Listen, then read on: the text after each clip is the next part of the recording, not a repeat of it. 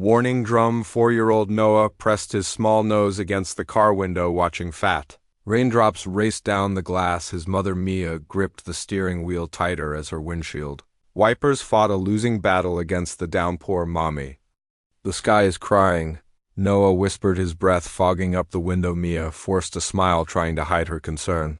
It's just rain, sweetie. We'll be home soon. But the weather report had understated what was coming. What had started as an ordinary summer storm had transformed into something monstrous. 3 days of non-stop rain had pushed Millfield's aging infrastructure beyond its limits. The town, built in a valley and surrounded by 3 rivers, was now paying the price for years of neglected maintenance on its drainage systems. Noah's eyes widened as they drove past. Familiar streets now transformed into muddy rivers. Fire trucks with flashing lights blocked several roads. Men and women in bright yellow raincoats shouted instructions that were swept away by the howling wind. Before Mia could make sense of them, "Are we still going to Grandma's?" Noah asked, clutching his favorite stuffed rabbit tighter. Mia checked her phone. No signal. The storm must have taken down a cell tower. Change of plans, buddy. We need to get home and make sure our house is okay. She turned onto Willow Lane, their usual shortcut home, only to find it partially flooded. The car splashed through puddles that reached halfway up the tires. The rain hammered against the roof like angry fists. Mia's knuckles turned white as she navigated around a fallen branch. That's when she saw it. Their path forward was blocked by a cascade of murky water pouring from an overflowing drainage tunnel. The underground system had surrendered to the deluge, forcing sewage and stormwater back up through manholes and drainage outlets. Damn it, Mia muttered under her breath. She'd have to back up and find another way. But as she put the car in reverse, Noah unbuckled his seatbelt. "Noah, what are you doing?" Mia reached back to stop him. Noah's face had changed. The playful curiosity that usually danced in his eyes was replaced by something else, something unnervingly focused and intent.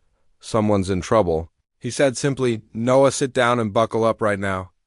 Mia's voice sharpened with fear. The rain was getting worse, and water was starting to seep under the car doors. They needed to move to higher ground immediately, but Noah wasn't listening. He pressed his face closer to the window, staring at the half-submerged tunnel entrance where filthy water gushed out like a nightmarish fountain. The stench of sewage had begun to seep into the car, making Mia gag. "Noah, please listen." Noah insisted, his small finger pointing toward the tunnel. "Can't you hear it?" Mia strained her ears but heard only the relentless drumming of rain and distant sirens. "There's nothing there, honey, it's just the storm." Noah shook his head stubbornly. "Something's crying in the dirty water." A chill ran down Mia's spine that had nothing to do with her wet clothes. Noah had always been different from other children, more sensitive, more aware sometimes. He knew things before they happened, like the time he insisted they shouldn't go to the beach only for a dangerous rip tide to form that exact day, or when he'd woken up crying the night before his grandfather had a heart attack despite being hundreds of miles away. "What kind of crying, Noah?" Mia asked, her irritation melting into unease. Noah's eyes never left the tunnel. "Not a person crying, a dog crying, a big dog." Mia shifted the car into park and unbuckled her seatbelt to turn fully toward her son. "Noah, there can't be a dog in that tunnel. The water would have." She stopped herself. "No need to paint that picture for a 4-year-old. He's stuck," Noah whispered, his small hands pressed against the window. "He can't get out, and the bad water keeps getting higher." Thunder cracked directly overhead, making them both jump. The rain intensified, turning the world outside into a gray blur. Water had begun to pool around the tires. "We need to go, Noah, now. If there is a dog, we'll call animal control when we get somewhere safe." Mia reached for her phone again, but the screen remained stubbornly dark. The battery had died. Noah's lower lip trembled. "But they won't come in time." "Noah, please." Mia reached for her son, trying to guide him back into his seat. "We can't stay here. It's not safe." For a moment, Noah allowed himself to be moved, but as Mia buckled him in his shoulder, slumped in defeat, the car was suddenly rocked by a flash of emergency lights. A police cruiser had pulled up behind them, its headlights cutting through the gloom. Officer Daniel Taylor approached their window, rain plastering his uniform to his body. Mia rolled down her window just enough to hear him. "Ma'am, you need to evacuate this area immediately. The drainage system is backing up and we're expecting a surge of water in the next 30 minutes. "We were just leaving." Mia assured him my son thought he heard a dog. Noah shouted from the back seat, "There's a dog in the tunnel, officer." Taylor's expression softened as he looked at Noah. "That's just the storm playing tricks on your ears, little man. No dog would be down there, but I heard it." Noah insisted, tears welling up in his eyes. "He's scared and can't breathe good." The officer exchanged a look with Mia, the kind adults share when humoring a child with an overactive imagination. "Tell you what," he said, leaning closer to the window. "I'll check it out after we get everyone to safety, okay?" Noah folded his arms across his chest, unconvinced. "You're lying." "Noah," Mia gasped. "That's not how we talk to police officers." "But Officer Taylor just chuckled. "Smart kid, you're right. I probably won't have time, but you have my word, once this storm passes, I'll come back and look. He'll be dead by then," Noah said flatly. The words hung in the air, chilling even against the backdrop of the raging storm. Officer Taylor's smile faltered. "Ma'am, please follow me out of this area. The road behind us is still passable, but not for long." Mia nodded, casting a worried glance at her son in the rear-view mirror. Noah had turned away, his face pressed against the window again, shoulders shaking with silent sobs as they pulled away from the tunnel, following the cruiser's flashing lights. Mia couldn't shake the feeling that they were leaving something important behind. Noah's certainty had planted a seed of doubt in her mind. What if there really was something in that tunnel? But what could she have done, put her child at risk for? What was almost certainly nothing. The police escort led them to higher ground where a temporary shelter had been set up in the community center. Volunteers handed out blankets and hot chocolate as more refugees from the storm trickled in. Mia found them a quiet corner where Noah could rest, but her son wouldn't settle. "We left him there," he kept saying, his voice hollow. "He was calling for help and we left him." Mia stroked his damp hair. "Noah, honey, there was nothing in that tunnel but dirty water. You didn't hear him because you weren't listening," Noah said, pulling away from her touch. "Grown-ups never listen, right?" Hours past the storm raged on outside, but the shelter remained secure. Noah had finally fallen into an exhausted sleep, his head on Mia's lap, when Officer Taylor entered the community center. His uniform was soaked and muddy, and he looked bone-tired as he consulted with the shelter coordinator. On impulse, Mia gently shifted Noah onto a makeshift bed of blankets and approached the officer. "How bad is it out there?" she asked. Officer Taylor ran a hand through his wet hair. "Not great. The north side of town is completely flooded. We've got emergency crews working around the clock, but this storm isn't letting up." Mia hesitated, feeling foolish even as the words formed on her lips. "The tunnel where we were earlier, has anyone checked it?" The officer looked at her strangely. "Why would we?" My son was so certain he heard something. "He's not usually like this. He's sensitive, sometimes notices things others don't." Officer Taylor's expression softened. "Ma'am, I understand your concern, but we've got people trapped in actual houses. We can't divert resources to check drainage tunnels on a child's hunch, of course."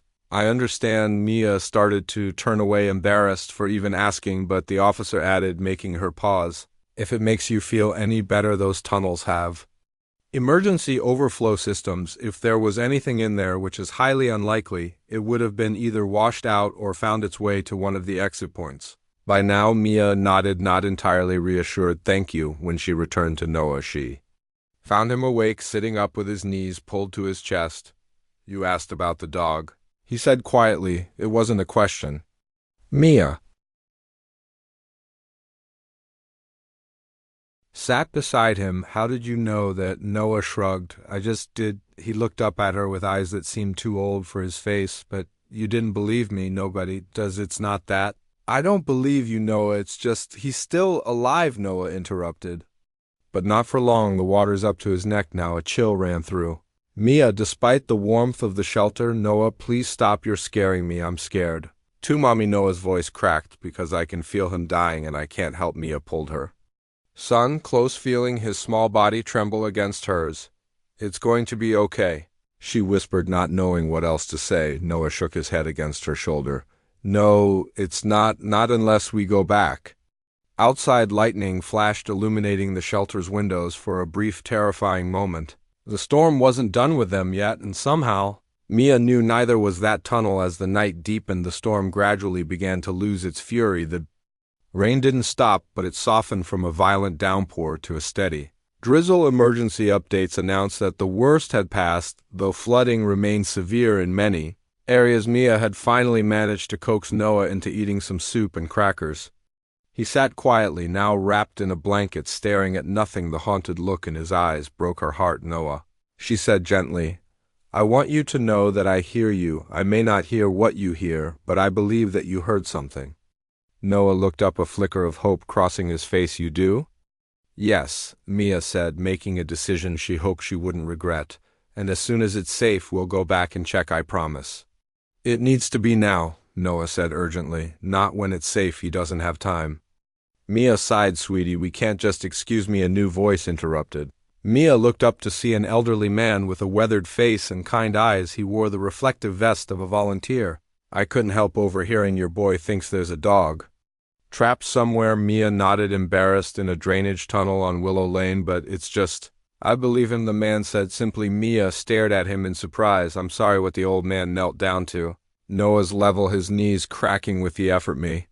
Name's Henry. I used to work for the water department before I retired. Know those tunnels like the back of my hand. He smiled at Noah, and I've learned over the years that kids and dogs have ways of understanding each other that grown-ups can't always comprehend. Noah's eyes widened. You believe me, I do, Henry said, and I've got a truck that can get through high water. If your mom agrees, I'd be willing to go check out that tunnel. Mia hesitated. Could she trust this stranger? And even if she could, was it worth the risk? As if reading her thoughts, Henry added gently, I understand your concern, ma'am, but I've got 40 years of experience with flood rescue, and I'll have my radio with me. If it gets too dangerous, I'll turn back. No heroics. Noah's hand slipped into Mia's, squeezing with surprising strength. Please. Mommy. Outside, the rain had almost stopped. The emergency sirens had gone quiet. Maybe I'm coming with you, Mia heard herself say. Henry nodded, respect in his eyes. Fair enough, but the little one stays here. No, Noah protested immediately. I need to come. He won't come out for anyone else.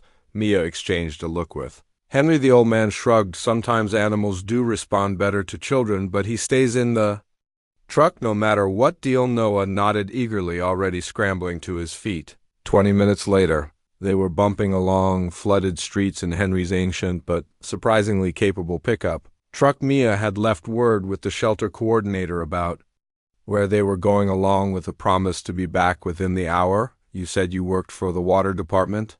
Mia said as Henry navigated around a fallen tree. Do you really think there could be a dog trapped in that tunnel? Henry kept his eyes on the road. Wouldn't be the first time something or someone got caught in the system during a flood. These old tunnels connect to all sorts of places. Dog could have been swept in from anywhere, but how could it survive in those conditions? Mia pressed the water. The sewage dogs are tough, Henry said simply, and if it found an air pocket or something to stand on. He trailed off, then added, or maybe your boy's hearing things the rest of us can't. Wouldn't be the strangest thing I've seen. From the back seat, Noah spoke up. We're getting closer. I can hear him better now. Mia turned to look at her son, worry churning in her stomach. What would happen when they reached the tunnel and found nothing? How would Noah handle the disappointment? Or worse, what if there really was a dog, but it was already here? Noah suddenly shouted, pointing ahead. Henry slowed the truck as they approached the tunnel entrance. The floodwaters had receded somewhat, but the area was still a mess of mud debris and foul-smelling water. The tunnel mouth gaped like an open wound in the hillside, still disgorging a steady stream of murky water. Stay in the truck, Henry instructed firmly. As he pulled to a stop, he reached behind his seat and produced a powerful flashlight and a coil of rope. Both of you. Mia nodded, but Noah was already pressing his face against the window, his breath fogging the glass. He's there, he whispered right inside, but he's very tired now. Henry approached the tunnel, cautiously testing the ground with each step. The beam of his flashlight cut through the gloom, revealing the curved concrete walls of the drainage system. He stopped at the entrance, shining the light inside and calling out, "Hello there, anyone in here?" Nothing but the echo of his own voice and the gurgle of receding water answered him in the truck. Noah fidgeted impatiently. He can't bark anymore, he said, frustration evident in his voice. His head is barely above the water. Mia put an arm around her son, trying to prepare him for disappointment. Noah, honey, even if there was a dog in there earlier, it might be gone now. The water could have washed it there. Noah suddenly shouted, pointing frantically. Mia looked up just in time to see Henry startle his flashlight beam, jerking to fix on something. Inside the tunnel, the old man stood frozen for a moment, then quickly tied his rope to a nearby tree and waded into the water. "Noah, what's happening?" Mia asked, straining to see, but Noah had already unbuckled his seatbelt and was fumbling with the door handle. "He found him," he cried, excitement and relief flooding his voice. "But he needs help." Before Mia could stop him, Noah had the door open and was splashing through the muddy water toward the tunnel, his small rain boots kicking up dirty spray with each step. "Noah!" Mia screamed, scrambling after him. "Stop," but her son was surprisingly fast, propelled by determination. By the time she caught up to him, he was already at the tunnel entrance where Henry was now crouched in knee-deep water, his flashlight illuminating a sight Mia would never forget there, half submerged in filthy water. Was a large German shepherd. Its head rested on a small ledge of concrete. Barely above the waterline, one of its paws was trapped beneath a piece of debris, preventing it from climbing to safety. The dog's eyes were dull with exhaustion, but they flickered with faint recognition as Noah approached. "I told you," Noah whispered, looking up at his mother with tears streaming down his fist. "I told you he was here." Henry waded deeper into the tunnel, his experienced movements careful and measured. "Stay back, both of you. The water level's dropping, but the current is still strong enough to pull you in." But Noah wasn't listening. His small body trembled with urgency as he took another step forward. "He doesn't have much time left." The German shepherd's eyes, though clouded with exhaustion, followed Noah's every move. Its chest heaved with labored breaths, each one seeming more difficult than the last. The stench of sewage and decay hung heavy in the air, but Noah didn't seem to notice as he reached out toward the animal. "Noah, don't." Mia grabbed for her son's arm, but it was too late. Noah had broken free and splashed forward until the filthy water reached his waist. His rain boots filled instantly, weighing down his small legs, but determination kept him moving. "I'm coming," he called to the dog. "I promised I would come back." Mia's heart nearly stopped. "Noah, you've never been here before." But her son didn't acknowledge her words. His focus remained entirely on the struggling animal. Henry had managed to reach the dog and was attempting to free its trapped paw, but the current made it difficult to get proper leverage. The debris is wedged tight. Henry called back, his voice echoing in the concrete tunnel. "And he's not letting me get too close." Indeed, despite its weakened state, the German shepherd had managed a low warning growl when Henry's hands came near its face. "He's scared," Noah said with absolute certainty. "He doesn't know you want to help." But before Mia could stop him, Noah had waded to Henry's side. The water lapped dangerously at his chest, now its murky surface carrying all manner of debris. "Noah!" Mia screamed, fighting her way through the water after him, but every step was a battle against the current and the treacherous slippery tunnel floor. Noah reached the dog and, to Mia's horror, placed his small hand directly on the animal's head. The German shepherd, who had been growling at Henry's approach, immediately fell silent at Noah's touch. Its eyes, though dull with exhaustion, focused on the child with unmistakable recognition. "See?" Noah said softly to the dog. "I told you I would find you." Henry used the distraction to work on freeing the dog's trapped paw. With a grunt of effort, he finally dislodged the piece of concrete, pinning it down. "Got it," he exclaimed. "Now we need to get him out of here." Before a loud rumble interrupted him, reverberating through the tunnel. The ground beneath them vibrated slightly. "What was that?" Mia asked, finally reaching Noah and pulling him against her. Henry's weathered face grew grave. "Water surge. The storm must have caused a collapse upstream. We need to move now." He reached for the dog, but the animal snapped weakly at his hands. "He won't let you," Noah said calmly. "He only trusts me." "Noah, we don't have time for let me try." Noah wriggled free from his mother's grasp and moved closer to the dog. "You have to come with us," he whispered to the animal. "I know you're waiting for your friend, but he's not here anymore. You can't stay." The German shepherd wailed softly, its eyes never leaving Noah's face. "Please," Noah continued, his voice breaking. "I need you to trust me." To Mia's amazement, the dog struggled to its feet, wobbling precariously on the slippery ledge. Its fur was matted with filth, and one of its hind legs appeared injured, but determination shone in its eyes, mirroring the look on her son's face. Another rumble, louder this time, shook the tunnel. The water level began to rise again, swirling around Noah's chest. "That's it," Henry said firmly. He scooped Noah up with one arm and grabbed the dog's collar with his other hand. We're leaving now, but the German shepherd pulled back, nearly yanking Henry off balance. It turned toward the darkness deeper in the tunnel, whining urgently. What's it doing? Mia asked, panic rising in her voice. We need to go. Noah squirmed in Henry's arm. He's trying to tell us something. There's something else in there. There's a flash flood coming, that's what's in there, Henry replied grimly. And if we don't move now, we'll all be washed away.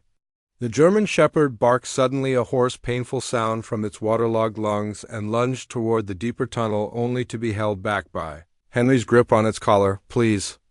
Noah begged, tears streaming down his face. He says there's another one, we have to look.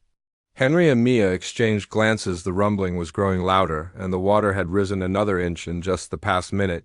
Go, Henry said to Mia. Take Noah to the truck. I'll check quickly and be right behind you. No, Noah, cried the dog, won't show you. It has to be me. Absolutely not. Mia snapped, reaching for her son. Henry, give him to me. But the old man hesitated, looking at the desperate German shepherd and then back at Noah's tear-streaked face. The boy might be right. Dogs are smart, and this one seems fixed on him for some reason. He set Noah down on the concrete ledge safely above the rising water. Stay right here. Don't move an inch. I'll hold the dog's collar and we'll look together. Just a quick look, no more than 30 seconds.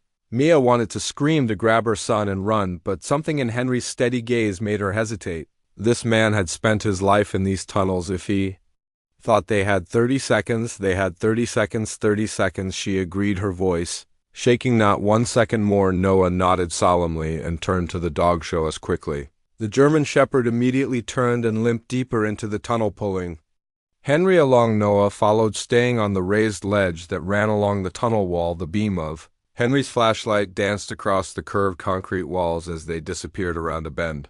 Mia counted each second in her head, fighting the urge to run after them. The water continued to rise, now reaching midway up her thighs. The rumbling had become a constant background noise, like distant thunder. 22, 23, 24. Just as she was about to call out, she heard Noah's voice echo from inside the tunnel. We found it. Come help. Mia splashed forward, her heart pounding around the bend. Noah stood on the ledge, pointing excitedly at something in the water. The German shepherd was trying to reach whatever it was, whining and pawing at the water's surface. Henry aimed his flashlight where Noah pointed, revealing a small waterproof case wedged between two pipes. It was military-style, olive green, and secured with heavy-duty clasps. That's what he was trying to show us? Henry asked, puzzled. Noah nodded vigorously. It's important, he says. It's very important. Henry handed Mia his flashlight and waded over to retrieve the case. It stuck pretty good, he grunted, pulling at it, and heavy too. With a final heave, the case came free. Henry immediately turned back toward the tunnel entrance. Time to go. That water's rising fast. Now they hurried back toward the entrance, the German shepherd limping alongside Noah, who kept one hand on its filthy fur at all times. The dog seemed unwilling to be more than a few inches from the boy. They had almost reached the tunnel mouth when the rumble became a roar. A wall of water surged around the bend behind them, carrying branches, trash, and other debris in its churning mass. Run! Henry shouted, pushing Mia and Noah ahead of him to the truck. Now they burst out of the tunnel. Just as the flood surge exploded behind them, water sprayed over their backs as they scrambled up the muddy bank. The German shepherd, despite its injured leg, managed to keep pace with Noah, who refused to let go of its matted fur. They reached Henry's truck with seconds to spare as they piled in. The dog hesitating only until Noah called to it. The flood surge poured from the tunnel, mouthed like water from a fire hose, quickly submerging the area they had just escaped. Inside the truck they sat in stunned silence, dripping wet and reeking of sewage. The German shepherd collapsed on the floor at Noah's feet, its chest heaving with exhaustion despite its filthy condition. Noah immediately bent down to wrap his arms around the animal's neck. You did it, he whispered into the dog's ear. You saved the important thing. Henry placed the waterproof case on the seat between himself and Mia. Wonder what's so special about this, he murmured, examining it. We should get back to the shelter, Mia said, still shaking from their narrow escape. That dog needs medical attention, and all of us need to get cleaned up and checked out. Henry nodded and started the truck. As they pulled away from the now flooded area, Mia looked back at her son Noah. had his forehead pressed against the German shepherd's, whispering something she couldn't hear. The dog's eyes were closed, but it leaned into the boy's touch as if drawing strength from the contact. "Noah," she said gently, "how did you know, how did you hear the dog when no one else could?" Noah looked up, his eyes serious beyond his ears. "I didn't hear him with my ears, Mommy, I heard him here. He tapped his chest, and he heard me the same way." The German shepherd opened its eyes at Noah's words, gazing at the boy with what could only be described as devotion. Back at the shelter, their arrival caused quite a stir, dripping with fetid water and accompanied by an equally soaked German shepherd. They were immediately surrounded by concerned volunteers. Officer Taylor pushed through the crowd, his expression cycling from relief to disbelief. Did you actually find a dog in that tunnel?" he asked, staring at the bedraggled animal leaning against Noah's leg. "Noah found him," Mia said, placing a proud hand on her son's shoulder. He knew exactly where to look. A volunteer brought towels, while a woman who identified herself as a veterinary assistant, knelt to examine the German shepherd. "He's exhausted and dehydrated," she reported after a quick check. "That back leg needs proper attention, but nothing seems life-threatening. He's lucky you found him when you did." Noah smiled weakly, the adrenaline that had carried him through their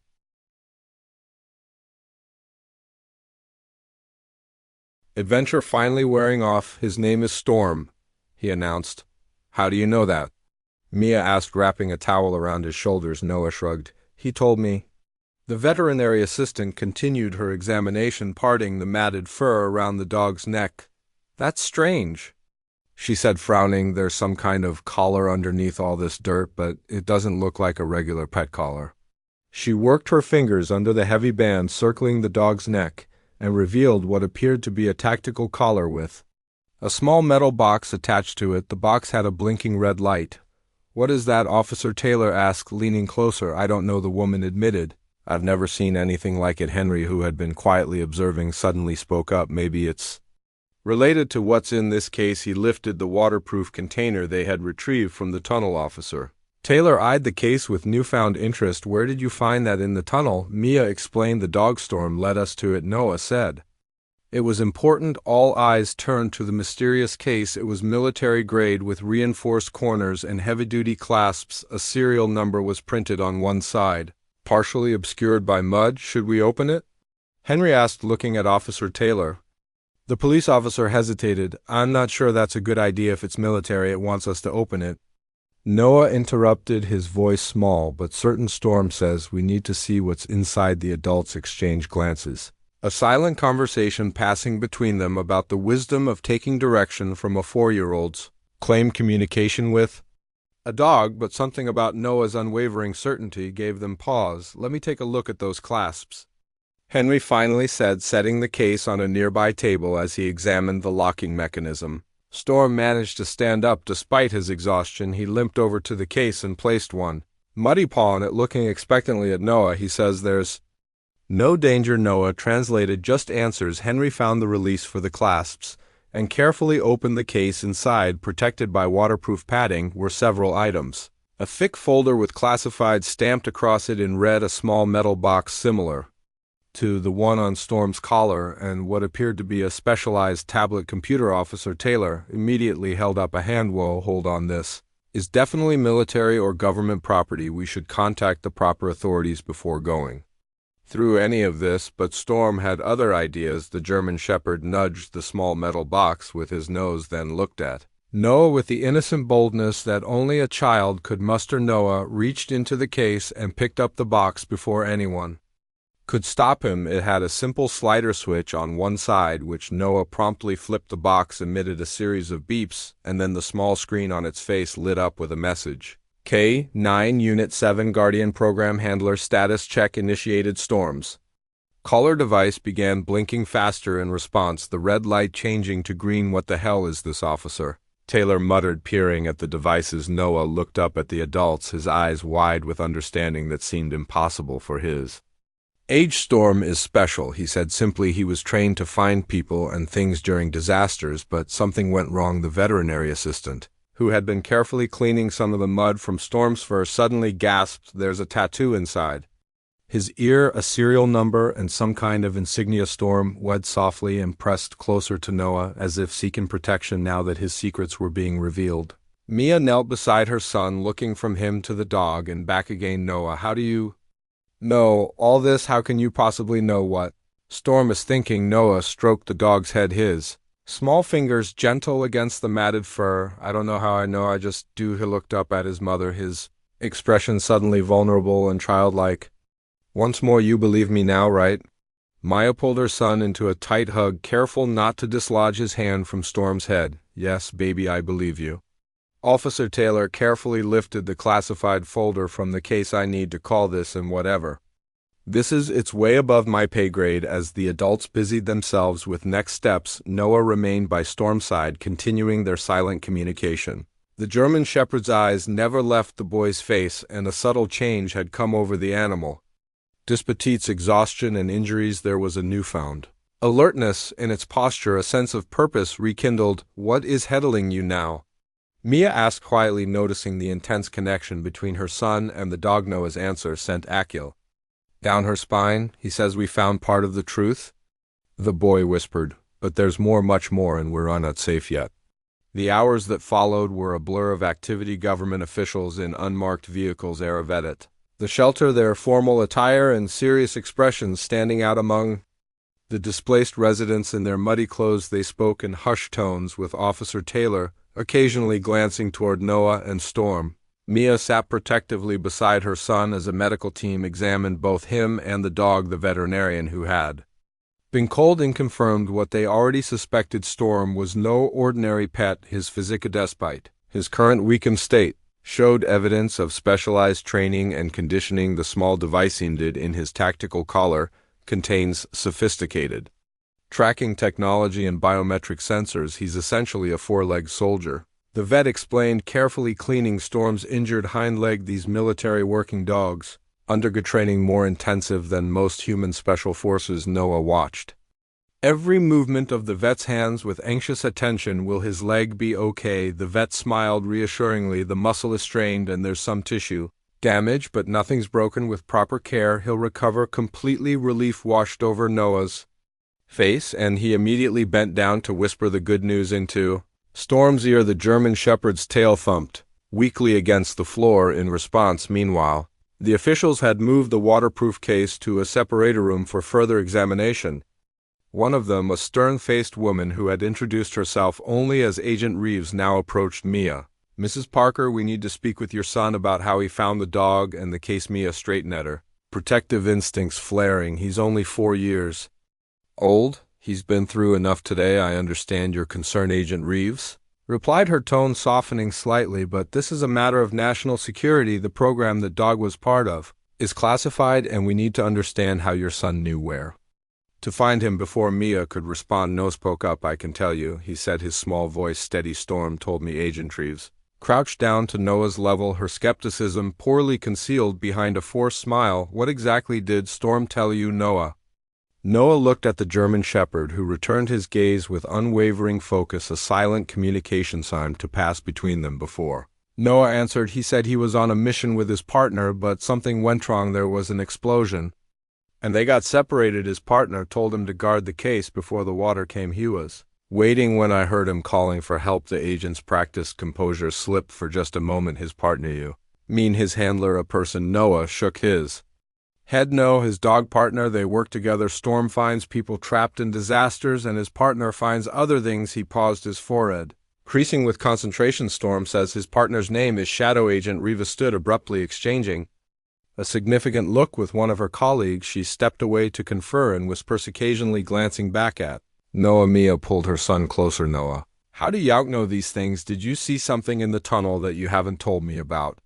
Noah leaned his head against her, suddenly looking very tired. I don't know how I know, Mommy. I just hear Storm in my head, like how I knew when Grandpa was sick before anyone called us. Mia's breath caught. She remembered that night all too well. Noah waking up screaming that Grandpa needed help hours before the phone rang with news of his heart attack. She had tried to dismiss it as coincidence, but now has this happened, Edmer?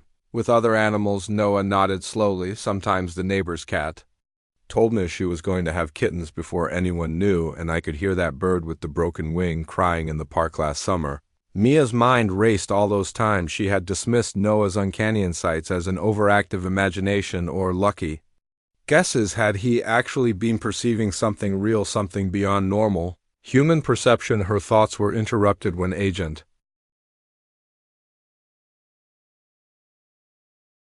Reeves returned, her expression now carefully neutral. Noah, would you and Storm come with us for a little while? We'll have some special equipment that might help us understand how you two are communicating. Absolutely not, Mia said firmly, standing to place herself between the agent and her son. He's exhausted and traumatized. Whatever you need to do can wait until tomorrow. Agent Reeves's professional smile didn't reach her eyes. Ms. Parker, I don't think you understand the significance of what's happening here. Your son has somehow formed a connection with a highly trained military asset. This isn't just curiosity on our part, it's protocol. I don't care about your protocol. He's my son, not your science experiment. The tension between the two men was broken by a soft whine from Storm. The German Shepherd had struggled to his feet and was now standing protectively beside Noah, his body positioned between the boy and the agent. Despite his obvious pain, Noah placed a calming hand on Storm's back.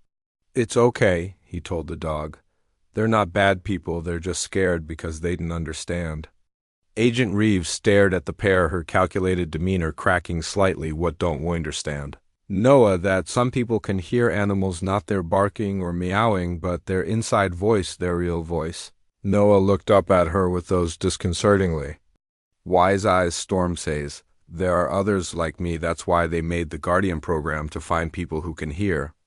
A heavy silence fell over the room. Even the other officials had stopped their activities to listen. How does he know about the Guardian program? One of them whispered. That name isn't even in the files we found. Noah continued, seeming lenar of the stir he had created. Storm says Shadow is still out there somewhere. We need to find him. Agent Reeves had gone very still. Noah, this is very important. Did Storm tell you where Shadow might be? Noah frowned in concentration, his hand never leaving the dog's fur. He doesn't know exactly. They got separated when the tunnels flooded.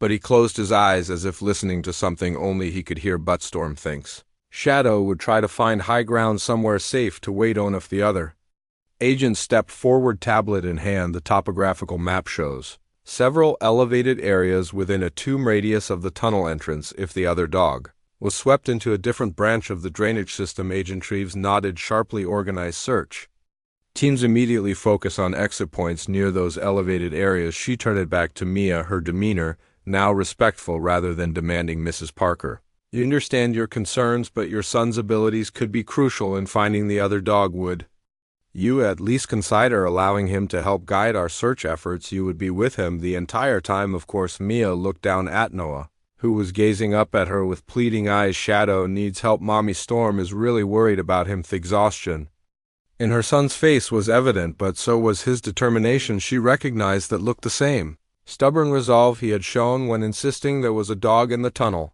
She had doubted him then and been proven wrong. Could she deny him now? Will help, she finally said, but only for a few hours. After that, Noah needs rest regardless of whether you found the other dog or not. Relief washed over Noah's face and he bent down to whisper something to Storm. The German Shepherd's tail gave a tired wag in response. Within 30 minutes they were in a government SUV heading toward the first search area. Storm had been cleaned up as best as possible in Theshelder's makeshift facilities, and a veterinary technician had bandaged his injured leg. He lay on the back seat with his head in Noah's lap, occasionally lifting it to look out the window as if searching the landscape for his missing partner. The Guardian program was established 5 years ago, Agent Reeves explained as she drove its purpose. Wasto trained specialized canine units for disaster response and recovery operations. These weren't just ordinary search and rescue dogs. They were paired with handlers who demonstrated unusual aptitude for animal communication. Human people who could hear animals like Noah does? Mia asked, still struggling to accept this new reality. Agent Reeves hesitated.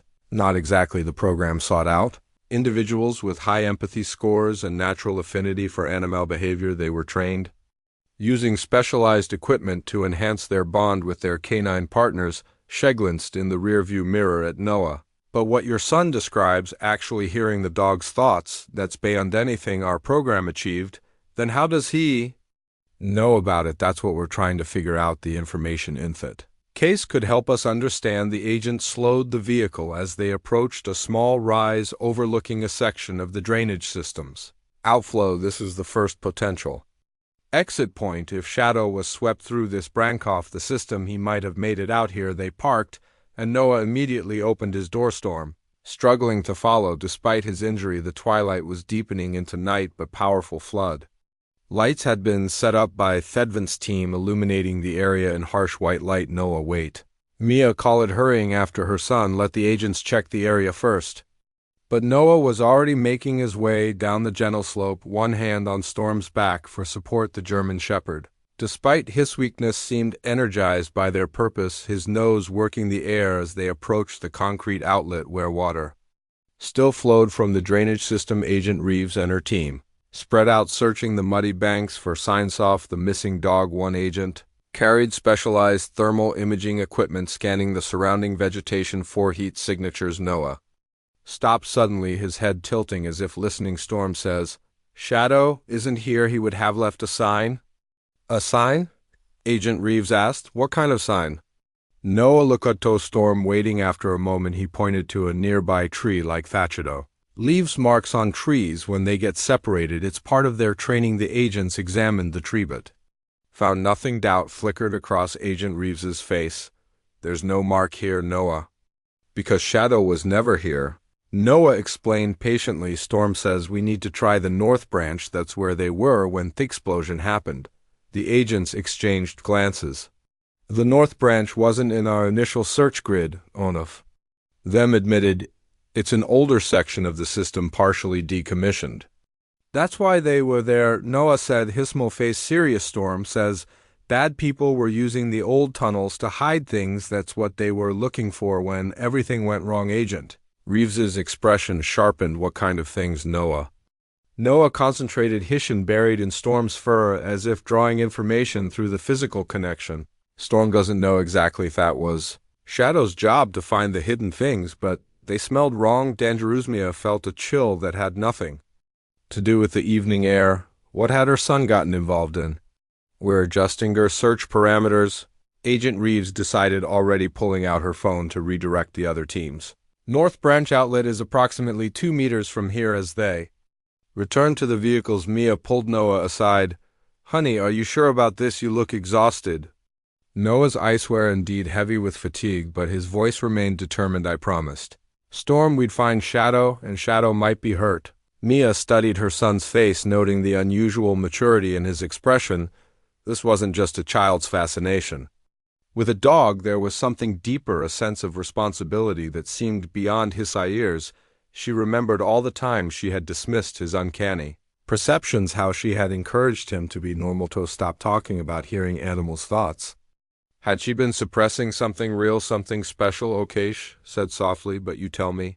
The moment you get too tired. Understood. No nodded, though Mia suspected he would push himself far beyond reasonable limits for Storm's sake. The drive to Thenarth branch outlet took them through areas of the town Mia rarely visited, industrial zones and abandoned houses at the city's edge. The flood damage was evident here too, with debris scattered across access roads and water still pooling in low-lying areas. Storm grew increasingly alert as they approached. His ears pricked forward and his body tensed. Despite his injuries, he senses something. Noah whispered, excitement breaking through his fatigue. With North Branch outlet was an older, larger structure than the previous one, a concrete monolith partially obscured by years of unchecked vegetation. The floodwaters pouring from it had carved deep channels in the earth, creating a maze of mud and debris at its base. As soon as they parked, Storm was pawing at the door, whining urgently. He knows Shadow is here, Noah said, his voice rising with excitement. The search team deployed quickly, spreading out with flashlights and thermal imaging equipment. The area was treacherous with unstable mudbanks and hidden sinkholes created by thrashing water. Stay close to me, Mia instructed Noah, firmly taking his hand as they carefully made their way down to where Agent Reeves was coordinating the search. Storm, however, had other ideas. Despite his injured leg, he suddenly lunged forward, breaking away from Noah's side. To scramble down the muddy slope, his movements were clumsy but driven by desperate purpose. Storm. Noah, Khaled trying to follow, but held back by Mia's grip. The German shepherd ignored the call, disappearing into a dense patch. Off-flood flattened reeds at the edge of the outlet. Let the agents go after him, Mia said, holding Noah firmly as he struggled. To follow, a series of barks erupted from the reeds. Not Storm's hoarse voice, but a different, sharper sound. Agent Reeves and her team immediately converged on the area, pushing through the vegetation with weapons drawn. What's happening? Noah asked. Straining to see. Moments later, Agent Reeves emerged from the reeds, her expression a mixture of amazement and concern. We found them, she called, both of them. She beckoned them forward, and Mia cautiously allowed Noah to approach, keeping a tight hold on his hand. As they reached the edge of the reed bed, she gasped at the sight before them. Storm stood beside another German shepherd. This one coal-black, where Storm was tan, and Gray the black dog was thinner, with a makeshift bandage of mud and leaves plastered against its side. Around its neck was a tactical collar identical to Storm's, the embedded device blinking steadily. But it wasn't the dogs that had caused Agent Reeves' concern. It was what lay beside them, the body of a man half submerged in mud, his face ghostly pallid in the harsh light of the agents' flashlights. Is he? Mia couldn't finish the question instinctively. Pulling Noah back, alive but barely. Agent Reeves replied tersely, medical team is on the way. Noah broke free from Mia's grasp and ran to the dog's shadow, for this must be Storm's missing partner. Initially growled at the approaching child, positioning himself protectively in front of the unconscious man. It's okay, Noah said softly, slowing his approach. I'm helping Storm. We came to find you. The black dog's ears flicked forward, his growl subsiding as he studied Noah. Storm limped to Noah's side, nudging the boy's hand with his nose as if making an introduction. Noah closed his eyes, his forehead furrowing in concentration. When he opened them again, there was understanding in his gaze. Shadow was protecting him, he announced to the surrounding adults. The man is his true handler. When the explosion happened, Shadow dragged him to safety, but the man hit his head. Agent Reeves knelt beside the unconscious figure, checking his pulse. This is Agent Daniel Miller. He was reported missing 3 days ago during a classified operation. She looked up at Noah with new respect. How could you possibly know he's Shadow's handler? Shadow told me, Noah replied simply. He says Agent Miller is a good man. He can hear them too, like me. The medical team arrived, swarming around the injured agent with professional efficiency. Shad refused to leave his handler's side, baring his teeth when anyone came too close. Only when Noah placed a gentle hand on his back did the black dog relax enough to allow the medics to work as they prepared to transport Agent Miller to the hospital. Agent Reeves pulled Mia aside. Mrs. Parker, what your son can do, it's extraordinary. The Guardian program has been trying to achieve this level of interspecies communication for years without success. Noah seems to have it naturally. Mia watched as her son sat between the two German shepherds, one hand on each dog's head, his eyes closed in what appeared to be deep communication. What does that mean for him, for us? Agent Reeves hesitated. That depends on you. There are people who would very much like to understand Noah's abilities better. They could offer him specialized training development. You mean they want to study him? My interrupted flatly. Turn him into a lab rat or a military asset like these dogs? That's not. He's 4 years old, Mia said firmly. Whatever gift he has, it's his to understand and develop as he grows, not yours. Agent Reeves studied her for a long moment, then nodded. Slowly, understand your position, but please consider this. There may be others like Noah out there, people with abolitionists don't understand your son's gift, could help us find them, help them before Mia could respond. Noah approached, looking even more exhausted than before, but with a certain peace and high expression. Shadow says, thank you, he told Agent Reeves solemnly, for finding them and for helping Agent Miller. Fijian crouched to Noah's level. You're the one who found them. Noah, we couldn't have done it without you. Noah shook his head. Storm and Shadow did the hard part. They protected the important things just like they were trained to do. And what important things are those? Agent Reeves asked gently. Noah's answer was simple but profound. The case with the secret agent Miller, with the knowledge and the connection, the Special way of hearing that makes us different. As the medical team loaded Agent Miller into an ambulance, Shadow followed, never leaving his handler's side. Storm limped back to Noah, leaning heavily against the boy's small frame. "What happens to Storm now?" Noah asked, his arms wrapping protectively around the dog's neck. Agent Reeves looked from the child to the dog and back again, observing their undeniable bond. "That's a complicated question. Technically, he's government property, and once he recovers, he should return to service." Noah's face crumpled and Storm whined softly, pressing closer to him, but Agent Reeves continued thoughtfully. "The Guardian program has been exploring civilian applications, cases where specially trained dogs could be placed with uniquely qualified individuals." Hope bloomed in Noah's tired eyes. "You mean Storm could stay with me?" "It would involve certain commitments, training programs, regular evolutions, occasional participation in research studies. All voluntary and under your mother's supervision, of course." Mia placed her hands on Noah's shoulders, feeling the tension in his small body. Ash awaited her response. She looked down at Storm, at the intelligence and loyalty shining in the dog's eyes, and at the unmistakable connection between her son and this extraordinary animal. "We'll discuss the details tomorrow," she said finally. "For now, I think these two need rest and recovery time." Noah's face broke into a weary smile, and he buried it in Storm's fur. The German shepherd's tail thumped against the mud, his eyes closing in what looked remarkably like contentment. As they made their way back to the vehicle, Noah walking slowly with one arm draped over Storm's back, Mia found herself wondering about the future that awaited them. Her ordinary life with her extraordinary son had just taken a turn. She could never have anticipated whatever came next. She knew with absolute certainty that nothing would ever be the same again.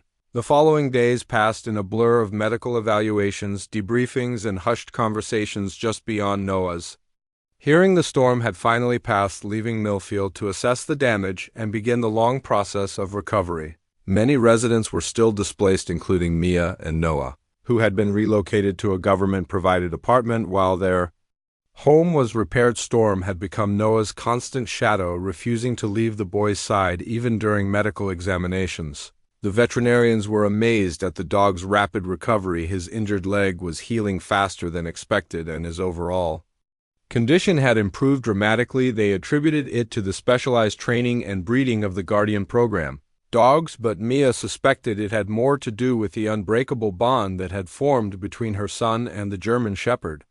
3 days after the rescue of Shadow and Agent Miller, Mia sat in a nondescript conference room at a local government building, listening as Agent Reeves explained the situation. The Guardian program was established as a joint venture between military, special operations, and civilian disaster response teams. The agent explained, sliding a folder across the table. Its primary goal was to develop canine units with enhanced capabilities for locating survivors and sensitive materials in disaster zones.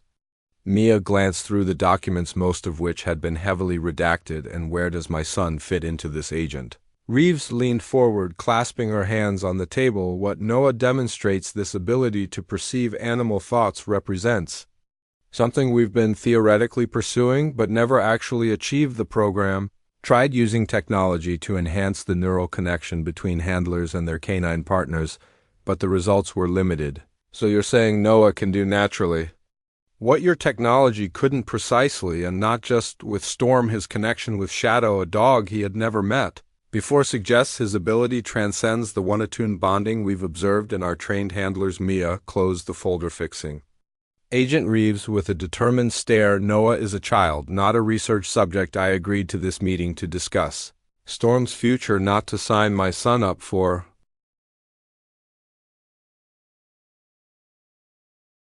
government experiments." "I understand your concerns," Agent Reeves replied, her tone softening, "but please consider the possibilities. Noah's gift could revolutionize not just search and rescue operations, but our entire understanding of interspecies communication. With proper guidance and support, he could help develop protocols for identifying and training others with similar abilities." "And what about his childhood, his normal development, his chance to just be a regular kid?" Agent Reeves was silent for a moment, weighing her words. "Mrs. Parker, I don't think regular has ever been in the cards for Noah." From what you've told us, he's been perceiving animal thoughts for most of his life. Pretending that doesn't exist won't make him normal.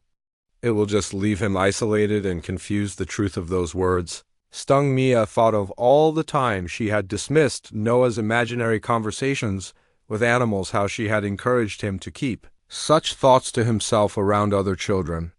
Had she been forcing him to hide a fundamental part of himself? What exactly are you proposing? She asked finally. A partnership. Agent Reeves replied Storm would be officially retired from active duty and placed with Noah as his companion in return. Noah would participate in weekly sessions with our researchers, always with you present, of course, to help us better understand his abilities as he grows older. If he chooses to continue, there would be opportunities for more formal training, and if we decide to walk away, that would be, you're right though, I hope you will consider what that would mean for Storm. Mia bristled at the implied threat. Are you saying you'd take Storm away from Noah if we don't cooperate? Not at all, Agent Reeves. Quickly clarified. Storm would remain with Noah regardless. He's bonded to your son in a way our experts have never seen before. Separating them now would be cruel to both. I'm merely suggesting that Noah might want to help other animals and handlers achieve what comes naturally to him. And Storm. Mia sat back, studying the agent's face for signs of deception, but finding only earnest intensity. I need to discuss this with Noah. Despite his age, this affects him more than anyone. Agent Reeves nodded.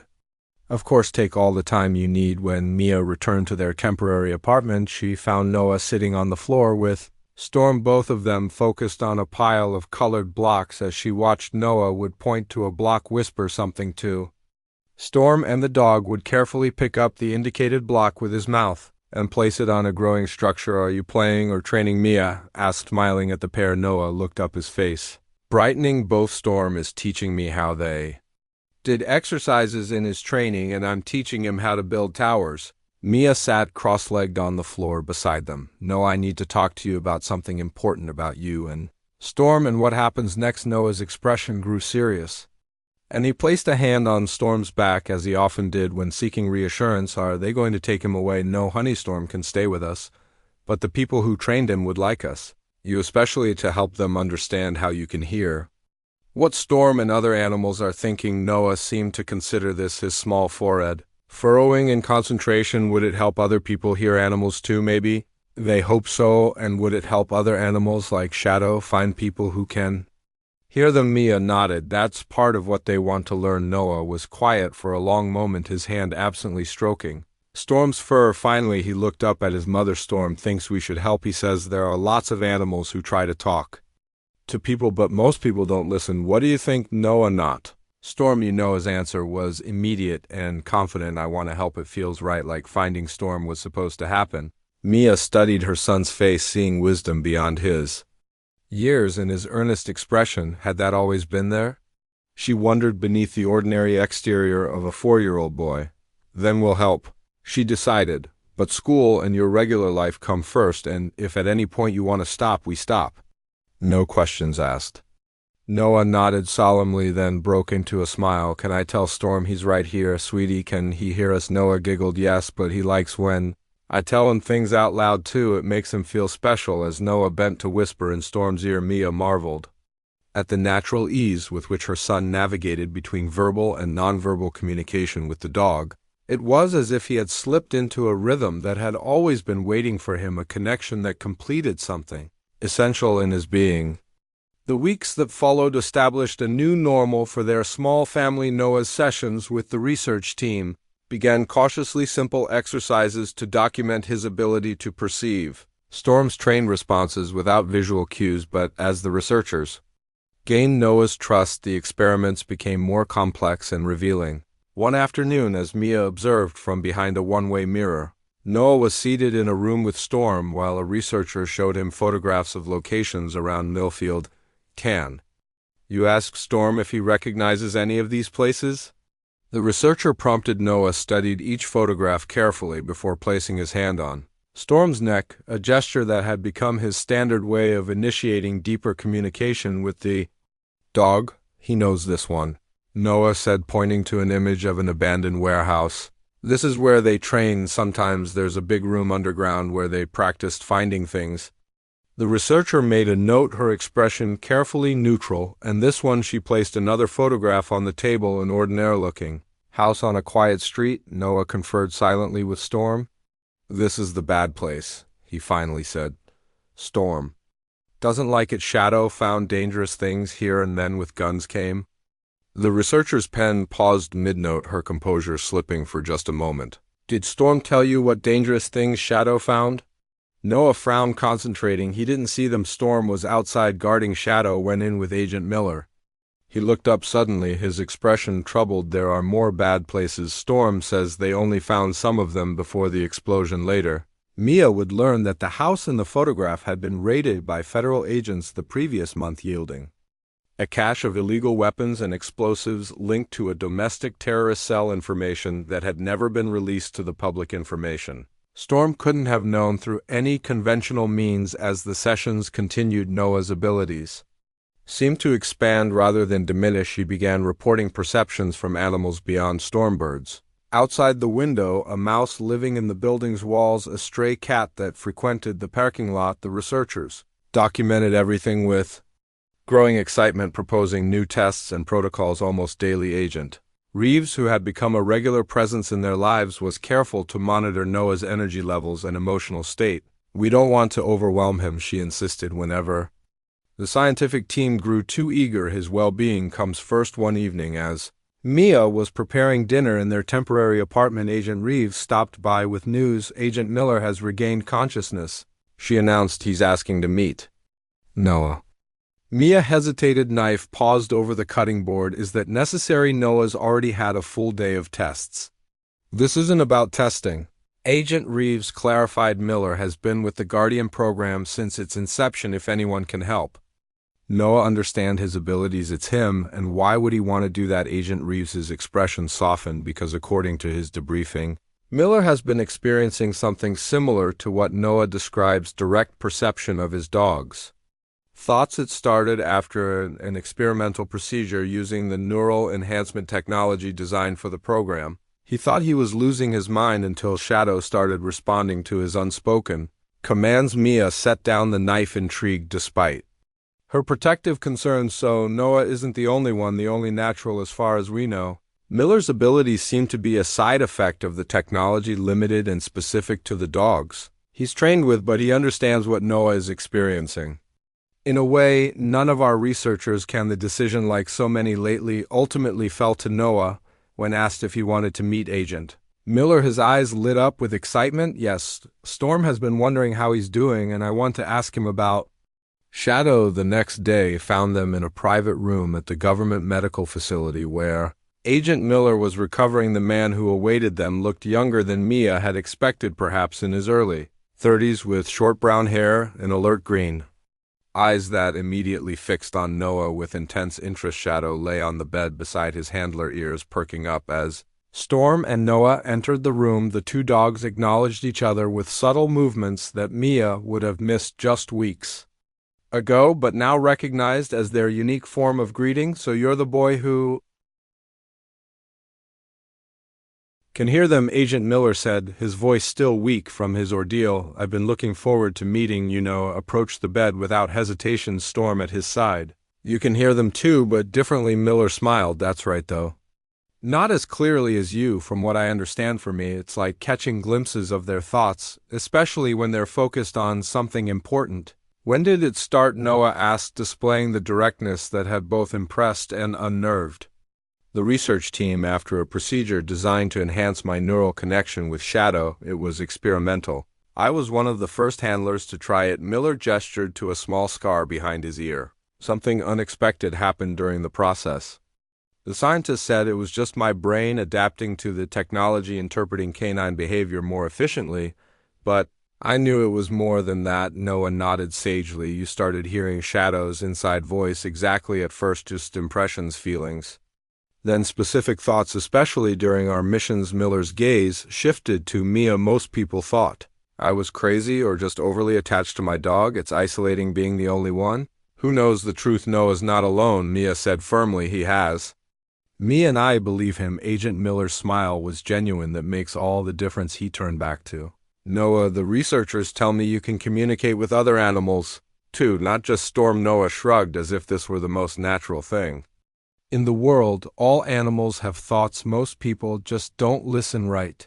That's what I've been trying to tell them. Miller's excitement brought a flush of color to his pale face. It's not about technology or special training. It's about being open to a form of communication that exists all around us. For the next hour, Noah and Agent Miller exchanged experiences and insights, while Mia and Agent Reeves observed in fascinated silence. The connection between them was immediate and profound.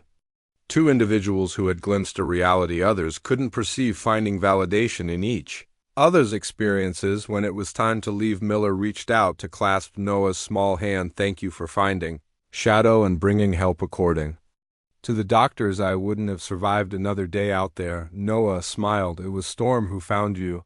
I just helped him look in the right place. Well, I hope you'll visit again, Shadow, and I have a lot more to talk about with you and Storm. As they walked back to the car, Noah, unusually quiet beside her, Mia gently squeezed his shoulder. Are you okay, honey? That was a lot to take in. Noah looked up at her, his expression thoughtful. Agent Miller's like me, but different. He had to have a special operation to hear Shadow. I just always could. He paused, processing this revelation. Why am I different, Mommy? It was the question Mia had been dreading, the one that had kept her awake at night since Storm had entered their lives.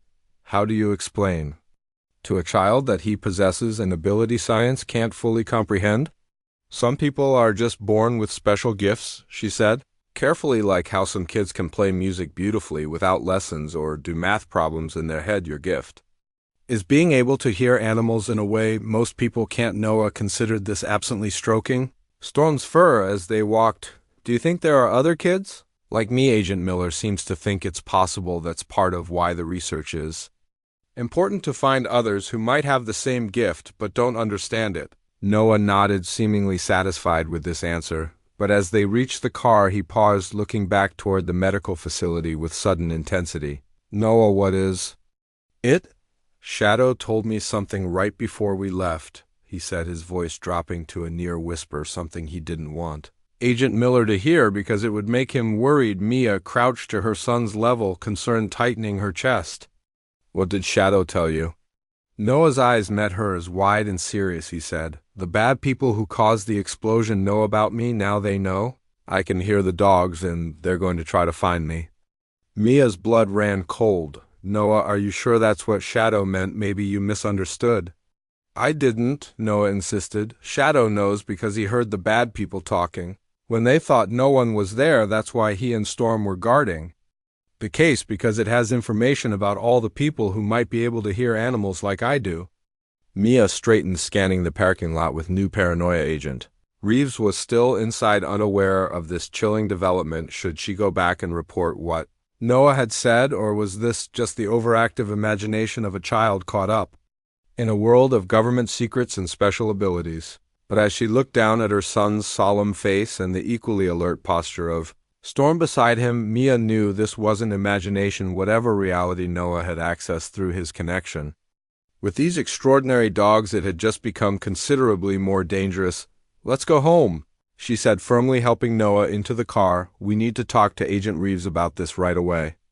As she started the engine, Mia caught sight of Storm in the rear-view mirror. The German Shepherd sat upright in the back seat beside Noah, his posture, vigilant eyes scanning the surroundings with military precision, no longer just a companion or research subject, a protector. And in that moment, Mia understood why Storm had been drawn to Noah from the beginning. Her son's gift wasn't just about communication, it was about connection, a bridge between species that could change everything.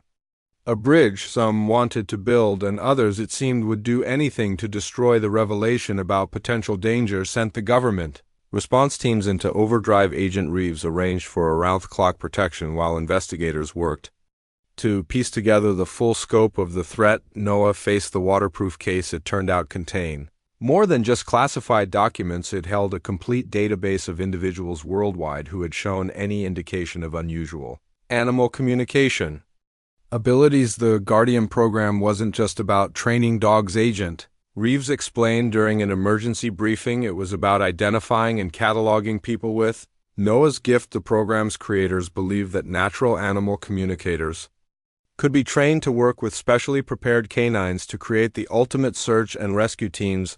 Mia felt sick as the implications sank in. You mean they were collecting information on people like my son without their knowledge? Agent Reeves nodded grimly. The program operated under the assumption that these individuals didn't fully understand their abilities and would benefit from formal training and integration into government service, but somewhere along the line, the information was leaked or stolen. By whom? That's what we're trying to determine. Agent Miller and his team were investigating a series of break-ins at veterinary clinics and animal shelters, places where people with Noah's abilities might naturally gravitate. The explosion that separated Storm and Shadow was meant to eliminate them before they could gather more evidence. Noah, who had been sitting quietly with Storm throughout the briefing, suddenly spoke up. The bad people want to find all the listeners, but not to help them. Agent Reeves looked at him sharply. What do you mean, Noah? Noah's hand found Storm's neck and his expression grew distant as he concentrated. Storm says Shadow learned their plans before the explosion. They want to hurt the listeners because they're scared of what we can do, scared of what you can do. How Noah's answer sent chills through the room. Animals know things, they see things people don't notice.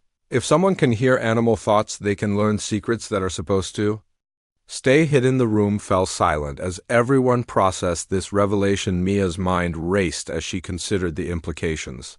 How many crimes had been witnessed by animals whose testimony could never be heard? How many secrets were vulnerable to someone who could access the observations of birds, dogs, cats, and countless other creatures? That's why they want to stop us. Noah continued, before we get too good at listening. Agent Reeves was already reaching for her phone. I need to contact headquarters immediately. This changes everything about our threat assessment. Over the next week, the investigation uncovered a conspiracy that reached far beyond what anyone had initially suspected. The group targeting Noah wasn't just interested in the Guardian program. They were part of a larger organization that had been monitoring and eliminating individuals with unusual abilities for years. The database Noah had helped recover contained names, locations, and detailed profiles of over 200 people worldwide who had demonstrated some form of animal communication skills. Most disturbing was the discovery that many of these individuals had died under suspicious circumstances or simply disappeared without a trace. We're talking about a systematic elimination program, Agent Reeves reported during another briefing. Your son isn't just at risk, he may be one of the last natural animal communicators left alive. The weight of this information was staggering. Mia found herself looking at Noah with new eyes, seeing not just her gifted child, but potentially the key to preserving an entire category of human ability that someone was determined to erase from existence. What do we do? She asked, her voice barely above a whisper. Agent Reeves's expression was grim but determined. We've identified several underground facilities where the elimination team has been operating. We need to shut them down and capture the leadership before they can complete their mission, and for that we need Noah's help. Absolutely not, Mia said firmly. I won't put my son in danger, Mom. Noah interrupted, his voice surprisingly steady. Storm says we have to help. The other listeners are still in danger. Mia looked down at her son, seeing the same determined expression he had worn when insisting there was a dog in the flooded tunnel, but this time the stakes were infinitely higher. What exactly are you proposing? She asked Agent Reeves. We've located what we believe is the main operations center, an underground facility disguised as a research laboratory. Our intelligence suggests they're holding several individuals with abilities similar to Noah's. We need someone who can communicate with any animals in the facility to help us navigate the underground structure and locate the prisoners. And you want a 4-year-old to do this? Agent Reeves shook her head. We want Storm to do this with Noah's help to interpret what he finds. Noah looked up from where he had been whispering to Storm. There are dogs, there are lots of dogs, and some of them used to work with the good people before they got taken. The room seemed to hold its breath as Noah continued to relay information from Storm.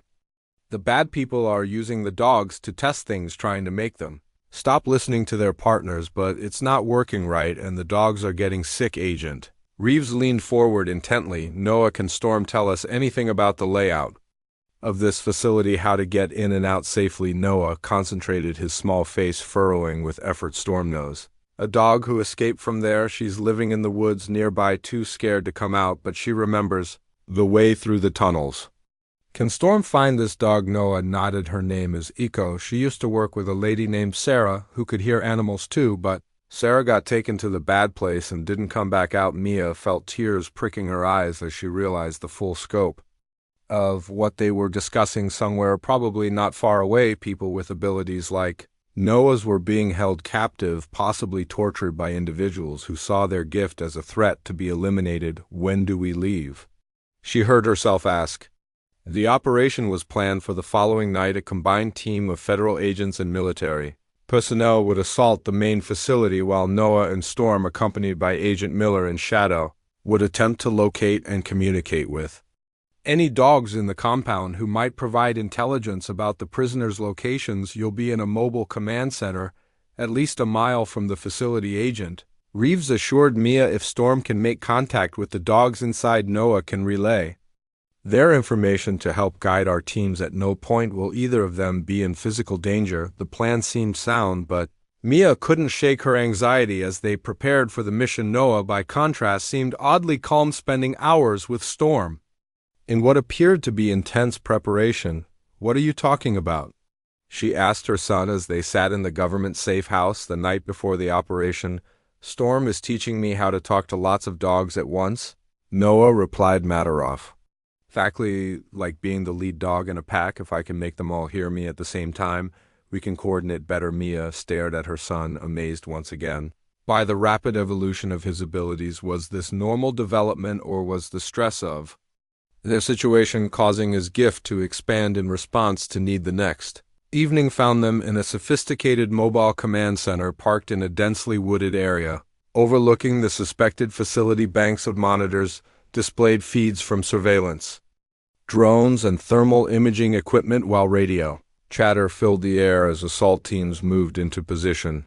Noah sat in the center of it all, one hand on Storm's back, eyes closed in concentration. Agent Miller positioned himself beside them with Shadow ready to provide backup communication if needed. Contact established, Noah announced suddenly. Echo is here. She's been waiting for us on the thermal imaging display. A lone dog could be seen emerging from the tree near the facility's perimeter fence. She says there are 12 dogs inside, Noah continued, his voice taking on the distant quality it assumed during deep communication. Most of them are sick because the bad people keep doing things to their heads with machines. Agent Reeves spoke into her headset, relaying this information to the assault teams. Noah, can Echo tell us where the prisoners are being held? Noah's face scrunched with concentration. She says, under 3 levels down, but there are traps and security dogs that have been turned mean. Turned mean? How the bad people did something to their brains, made them not listen to their handlers anymore. Now they only attack. This information prompted a flurry of tactical adjustments as the assault teams prepared for a more complex infiltration than originally planned. Noah, Agent Miller said softly, can you ask Echo if any of the dogs inside remember their original handlers, if they might still respond to familiar commands? Noah relayed the question, then shook his head sadly. Most of them don't remember, but there's one, a big brown dog named Titan. He misses his handler very much. The handler is down there. 2 in the prison place. The operation began at exactly midnight. Through the drone feeds they watched as the assault teams moved toward the facility, their approach guided by intelligence from Echo and the other dogs. Noah had made contact with inside the building. The good dogs are trying to help, Noah reported, his voice strained with effort, but the mean dogs are getting angry. They can sense the good dogs talking to me. Sounds of conflict began to filter through the radio chatter, shouting, the bark of dogs and the sharp crack of weapons. Fire teams are engaging hostile forces on the main level, came the report from the field commander. We need that location on the prisoners now. Noah's whole body tensed with concentration. Titan is trying to tell me, but the bad people are hurting him. To make him stop, he says, elevator shaft behind the wall that looks like a bookcase. Sarah, is there a Sarah and 5 others? The information was immediately relayed to the assault team's minutes. Later confirmation came through the radio. Prisoners located 6 individuals in underground holding cells. Medical team is en route, but the victory was short-lived. Alarms began blaring from the facility, and the thermal imaging showed figures moving rapidly through the corridors. They're trying to destroy everything, Agent Miller reported, studying the tactical displays, setting fires and wiping computer systems. Noah suddenly gasped, his eyes flying open. Titan, they're hurting Titan because he helped us before anyone could react. Storm was on his feet, pulling toward the exit of the command vehicle. Noah scrambled after him, breaking free from Agent Reeves's restraining hand. Noah, stop! Mia cried, lunging for her son, but Noah was already outside, Storm beside him, both of them focused on the distant facility with laser-like intensity. I can help them, Noah said, tears streaming down his face. The good dogs are dying because they tried to help us, Agent. Reeves appeared at the vehicle's door. Noah, get back inside. It's not safe. Noah shook his head, dropping to his knees beside Storm. I have to try, please. Mia looked from her son to the burning facility in the distance, her heart breaking at the anguish in Noah's voice. How could she deny him the chance to save the animals, who had risked everything to help them? 5 minutes, she said finally, but if it gets too dangerous, we're leaving. Noah nodded gratefully and closed his eyes, both hands now buried in Storm's fur. In the distance, the sounds of conflict continued, but something had changed. The barking of dogs had become more coordinated, less chaotic. I can hear them all now, Noah whispered, even the mean dogs. They're not really mean, they're just scared and confused. What happened next would be documented in government reports as a spontaneous de-escalation of hostile canine forces. But Mia witnessed something far more extraordinary. Through some combination of Noah's gift and Storm's leadership, every dog in the facility seemed to suddenly remember their original training. The vicious attack dogs stood down, the frightened captives emerged from hiding, and even the dying ones seemed to find peace in Noah's mental presence. The operation was declared a complete success.